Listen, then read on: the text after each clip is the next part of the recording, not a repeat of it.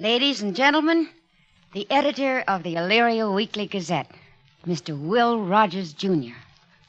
Thank you. You know, 40 years ago, a fella could buy a newspaper for 2 or 3 pennies. Now he has to pay 3 times that. The only thing is, the news these days just isn't 3 times as good.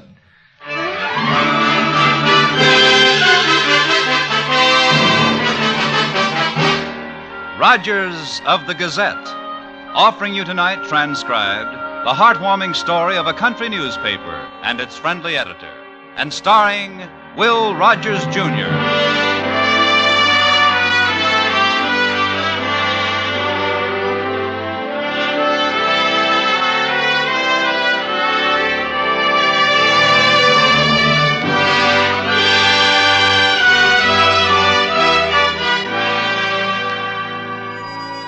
To those who live there, it's a home.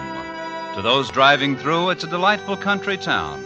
There's a wealth of apple trees that everyone's proud of, and a tall grain elevator, a bus and train depot, and, of course, a weekly newspaper. The office of the Elyria Gazette sits on one side of the town square and is a meeting place for many of Will's friends who drop in to pass the time with him and with Maggie Button, his assistant. It's early evening now, and almost time for the paper to go to press.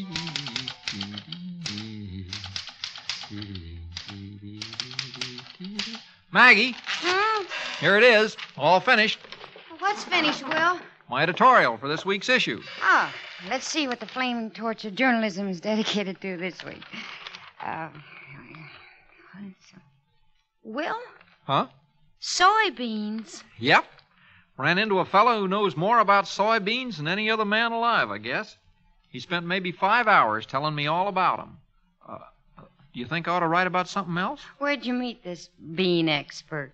Out fishing. Oh, well... Well, they say no man ever committed a major crime who smoked a pipe, owned a dog, or went fishing, Maggie. Sure. Will, what did O.J. say? Well, he thought the fellow who knew all about the soybeans was pretty interesting, too. I introduced him. I mean, what did O.J. say about the mortgage, Will? Did he say yes? Well, no, not exactly, Maggie. You see, he's got a kind of powwow with the board of directors after supper tonight. Oh? It gives them all a chance to smoke cigars they can't smoke around the home. Oh, I'll get the extension all right. Always have. Mr. Rogers? Mr. Will Rogers? Yes, ma'am? I am Mrs. Fenimore Hannibal. Yes, ma'am. I recognized you when you walked in the door. This is Maggie Button, my assistant editor. How do you do, Mrs. Hannibal? How do you do? Mr. Rogers, I am chairman of the Elyria Civic League, and this afternoon there was a meeting. I should have covered that, Maggie. At that meeting, the entire membership, and they represent every prominent family in Elyria, passed a resolution condemning the Elyria Weekly Gazette and its editor. I introduced the resolution myself. Well, now that's mighty interesting, Mrs. Hannibal. Mr. Rogers, the League feels very strongly regarding the article you announced you were going to publish concerning Lance O'Neill.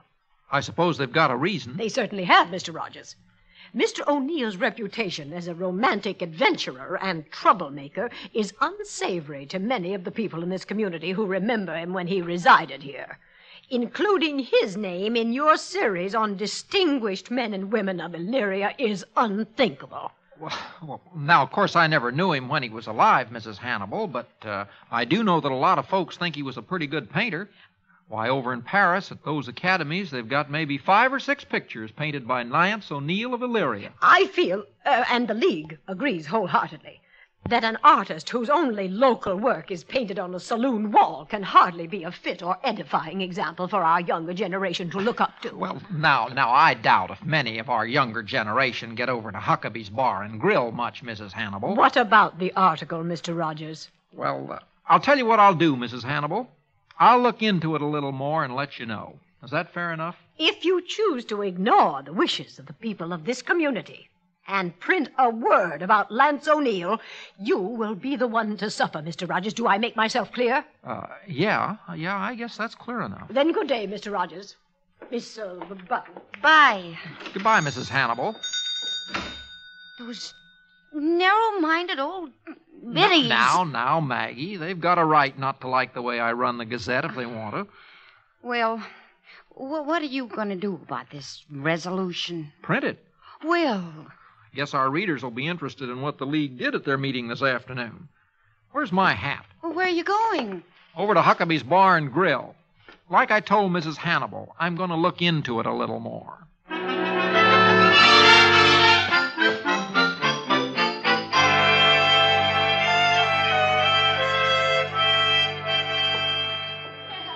What'll it be, Scribbler? I'll just have one of those hard-boiled eggs, A Bert. hard-boiled egg. You newspaper fellas, you're real big spenders. A little salt for a chaser on the house. Thanks, Bert. Bert, I'd like to talk to you about Lance O'Neill. Is it true he was a troublemaker? Who told you that? Mrs. Hannibal. Oh, you mix with the elite these days, huh? The bon ton, the creme de la creme. Mrs. Fenimore Hannibal herself, huh? I take it that you and have she I, don't have I quite... breathed a word of criticism? No, I wish this town had a dozen like her. You do? Uh-huh. Right now, it's got 100. My troublemaker. Hey, whose glasses are the shiniest in the state? Yours are. And whose ale pipes are the cleanest? Yours? Then I'm a man whose opinions are entitled to respect. Am I right, Horace Greeley? Right, Bert. Okay, then, you listen to me. Lance O'Neill was a troublemaker. He disturbed a lot of people. He used to laugh out loud, and that annoyed a lot of pickle pusses who didn't see anything in this life to laugh about. He enjoyed just being alive. He didn't do any of the conventional things, and you'd be surprised how many just plain envied him for that. You paying mind, Arthur Brisbane? I am, Bert. Aye. And after he left town, instead of coming to the bad end everybody knew he would, he double-crossed him and got world famous. I don't think they'll ever forgive him for that. You see that painting on the wall?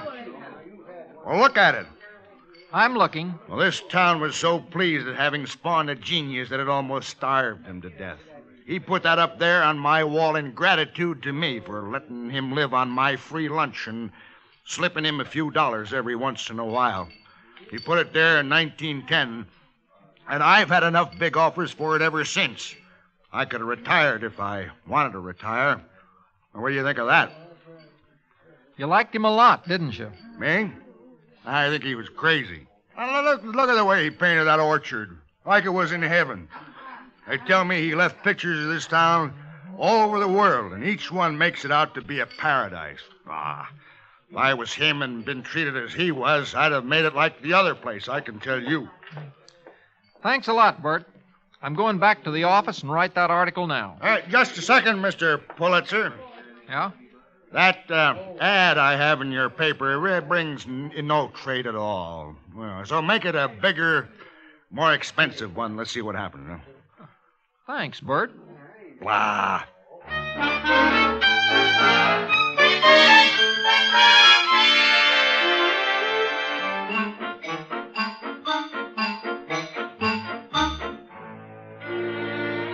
Yes, ma'am. No, ma'am. All right, ma'am. Effective at once. Well, every friend of Mrs. Hannibal and every member of her league have been calling up and canceling their subscriptions. Sure enough. Will, put down those notes and listen. 11 of our advertisers' names are on that list of people who signed the resolution. 3 of them have already canceled their ads. The bank isn't going to like that. Don't you want me to print the article, Maggie? It's not what I... Of course I do, Will.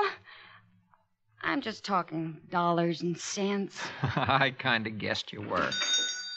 Hello, Daddy. Miss Button. Hello, Jill, How honey. are you, Jill? What do you got there? Mrs. Weatherwax put up some supper for you, Daddy. There's enough for you, too, Miss Button. Chicken, butter beans, cornbread, and chocolate cake. Oh, thanks. No, honey, I'm full. Been eating my heart out all day. Well, what's the news from the Hello, front? Hello, Doc. Sit down. Thanks. Here, Jill, honey. Go get yourself an ice cream cone. Wait a minute. Here, get 2 of them. Wait a minute, Doc. Might make her sick. Now, let's not be narrow, son. Let an honest tradesman drum up a little business for himself. What do you say to Doc, Jill?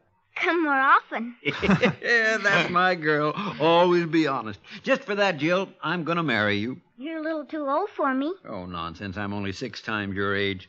But in 10 years, when you're 20 and I'm 70, I'll only be 3 times your age. 20 years after that, you'll be 40 and I'll be 90, and that's only about twice your age.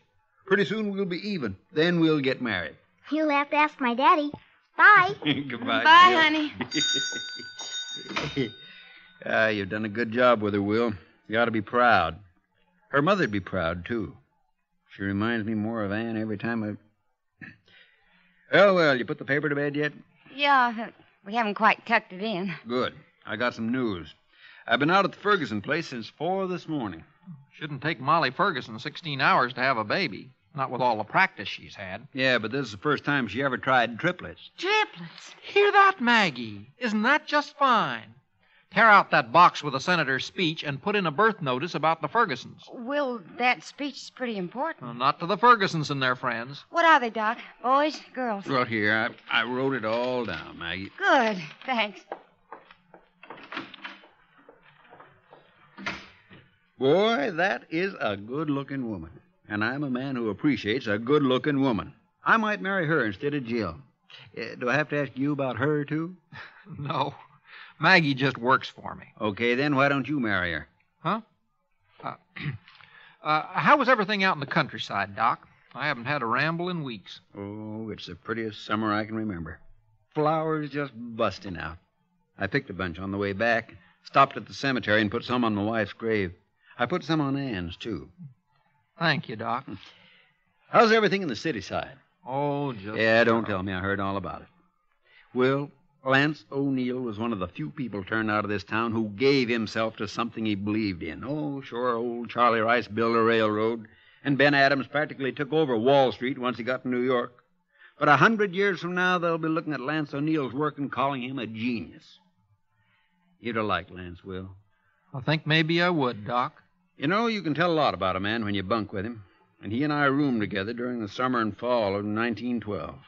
That was his last year here, the year I graduated Hopkins. I still got some of his things around the house. Well, if his story turns out to be responsible for my premature death, I'll will my cadaver to you. You won't die from it. No, but the paper might. In fact, it will if O.J. and his board of directors don't extend my loan. See that light upstairs at the Farmers and Drovers? Yeah. Well, they're debating it now. Uh-oh, my nemesis. What'd you say? My nemesis, Mrs. Fenimore Hannibal, has just turned into the Farmers and Drovers. Yeah, relax, son. She's probably going in there just to say good night to her money. I wonder how much she'll leave when she goes. All she has, same as everyone else. Yeah, but this is an awful healthy town, though. Most salubrious climate in the state. Did you know we had to import 2 corpses from Chicago to start the cemetery here? Doc, why do you suppose that as far as Lance O'Neill is concerned, a man world famous for his art, this town acts as though it had spawned another Jack the Ripper or a Typhoid Mary? Well, the way I figure it, Will, somebody's just mad or scared or both. That's kind of the way I figured it, too, Doc.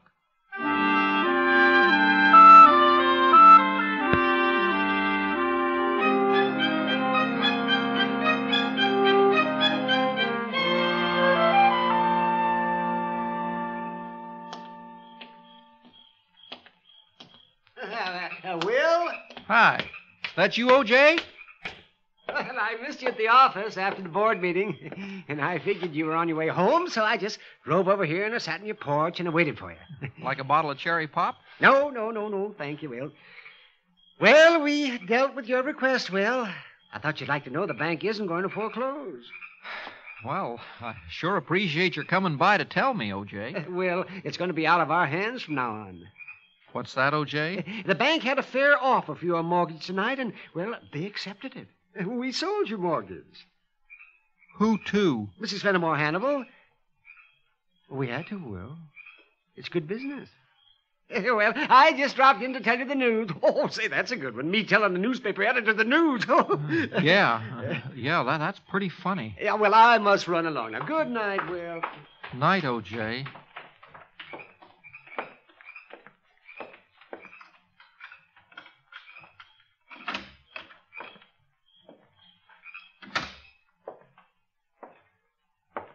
Hello, Daddy. Jill. Baby, what are you doing out of bed? It's late. Jill. let me look at you. What's that smidge on your cheek? I had a fight with a bin